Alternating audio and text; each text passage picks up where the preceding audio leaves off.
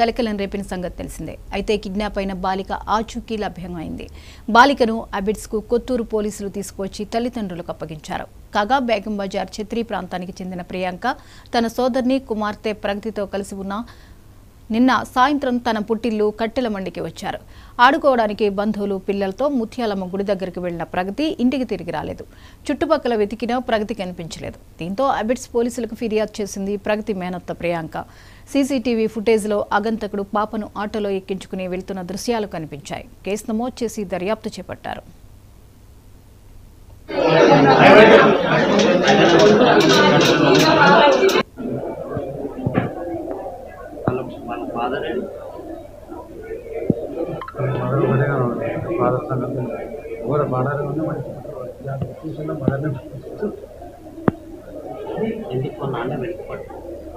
ఇక్కడ కూడా వెనుకబడ్డారు.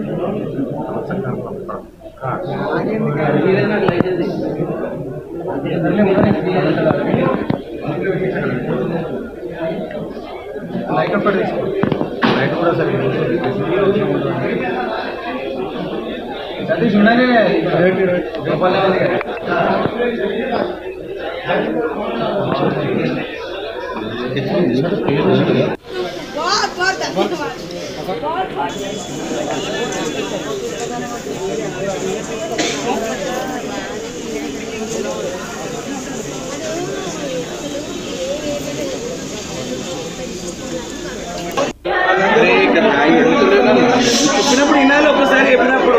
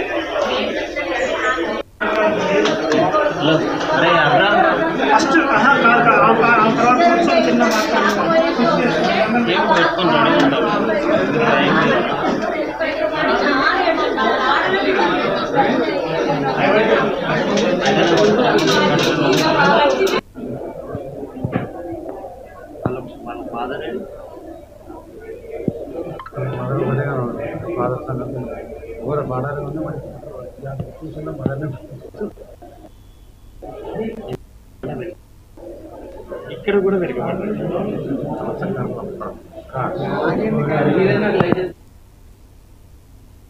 ఖాళీ స్థలం కనిపిస్తే చాలు ఆక్రమించుకోవడం, ప్రభుత్వ నిబంధనలు ఉల్లంఘించి అక్రమ తవ్వకాలు జరపడం గత ప్రభుత్వ హయాంలో వైసీపీ నాయకులకు అలవాటుగా మారింది.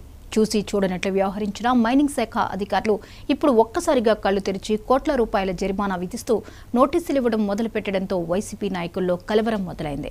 మరోవైపు హైగ్రీవా భూముల వివాదంలో నాన్ బెయిలబుల్ సెక్షన్ల కింద కేసులు నమోదు కావడం, ముందస్తు బెయిల్ పిటిషన్ను హైకోర్టు తిరస్కరించడం మాజీ ఎంపీని పీకల్లోతు కష్టాల్లోకి నెట్టింది.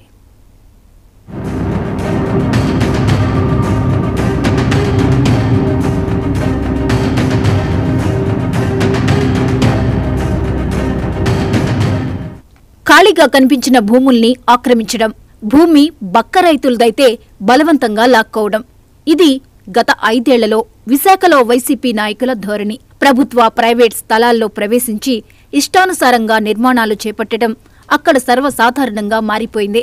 అధికారాన్ని అడ్డుపెట్టుకుని కొంతమంది వైసీపీ నేతలు బరి తెగించారనే ఆరోపణలు ఉన్నాయి.